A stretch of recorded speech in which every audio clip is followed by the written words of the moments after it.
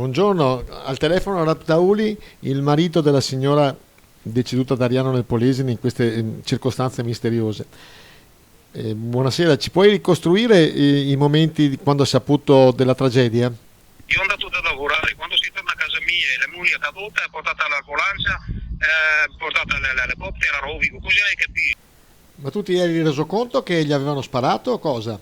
Ma non lo so, non lo so io, non lo so. È il medico di Rovigo che fa tutti i visiti, lui che dica le verità. Io non capisco niente come tua. Ma tu non sei convinto che praticamente gli abbiano sparato a tua moglie? Sei ancora convinto che sia stato un incidente domestico? Perché io rispetto delle carte da al medico e dopo vediamo. A stamattina è andato là, mi ha detto vieni del pomeriggio che ho trovato il medico che ti dica che la signora cosa c'è. Che io non capisco niente come tua.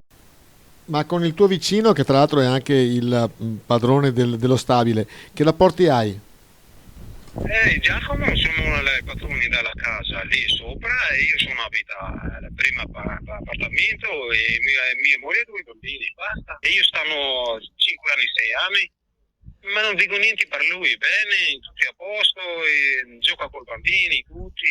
Detto, mi ha chiamato, io sono qua dei miei fratelli, hai chiamato quello lì, il medico da Rovigo, mi ha detto, sei marito da Naui, ok, sì, vieni di qua che parliamo un po', che vedo la moglie che, ma cosa è successo? È morta. Vabbè, è andata là.